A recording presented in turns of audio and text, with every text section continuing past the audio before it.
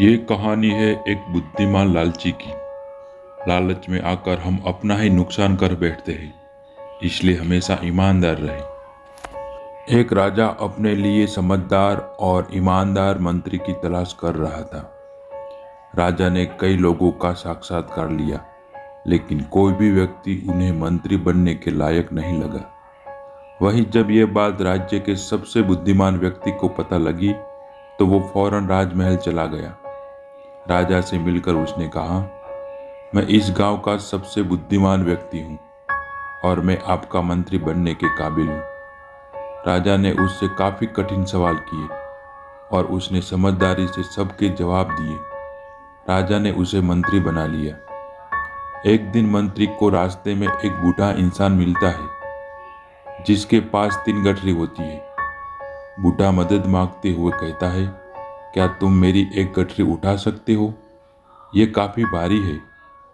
वह बुजुर्ग की मदद करने के लिए हाँ कर देता है और एक गठरी उठा लेता है। मंत्री बुजुर्ग से पूछता है कि आखिर इसमें क्या है जो इतना भारी है? बुजुर्ग ने कहा, इस गठरी में सिक्के हैं। आगे एक नदी आती है जिसे पार करना होता है। बुजुर्ग कहता है, क्या तुम मेरी दूसरी गठरी उठा सकते हो? क्योंकि 2 गठरी लेकर मैं ये नदी पार नहीं कर सकता हूँ। वह दूसरी गठरी भी उठा लेता है और ये गठरी भी भारी होती है। बुजुर्ग कहता है, इस गठरी में चांदी के सिक्के हैं। नदी पार करने के बाद एक पहाड़ आता है। बुजुर्ग ने कहा, मैं गठरी के साथ ये पहाड़ नहीं चढ़ सकता हूँ। क्या तुम मेरी तीसरी गठरी भी उठा सकते हो? मंत्री बिना कुछ बोले तीसरी गठरी भी उठा लेता है। बुजुर्ग पहाड़ चढ़ते हुए उससे कहता है कि इस गठरी में सोने के सिक्के हैं। तुम इसको लेकर मत भागना, मैं तुम्हारा पीछा नहीं कर सकता हूँ। थोड़ी दूर जाने के बाद मंत्री सोचता है कि अगर ये तीनों गठरी लेकर भाग जाऊँ तो मैं धनवान बन जाऊंगा और ये बुजुर्ग तो मुझे पकड़ नहीं सकता।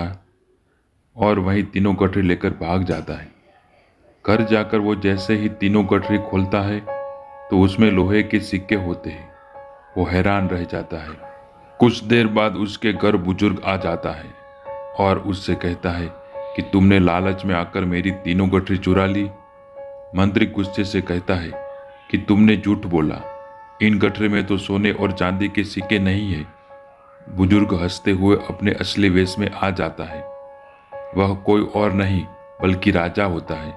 राजा कहता है, तुम बुद्धिमान थे, इसलिए मैंने तुम्हारे अपना मंत्री नियुक्त किया, लेकिन तुम्हारे अंदर ईमानदारी बिल्कुल नहीं है, इसलिए तुम मेरे मंत्री बनने के लायक नहीं हो। राजा की ये बात सुनकर उसको अपनी गलती का खूब एहसास हुआ और खूब पछतावा हुआ। इस कहानी से हमें बहुत कुछ सीखने को मिलता है कि लालच में आकर हम अपना ही नुकसान कर बैठते हैं, इसलिए हमेशा ईमानदार रहे और दूसरों की मदद करें। अगर ये कहानी अच्छी लगी हो तो इस चैनल को सब्सक्राइब करना ना भूलें और ऐसी ही मज़ेदार कहानी सुनने के लिए इस चैनल के साथ बने रहें। धन्यवाद। जय हिंद।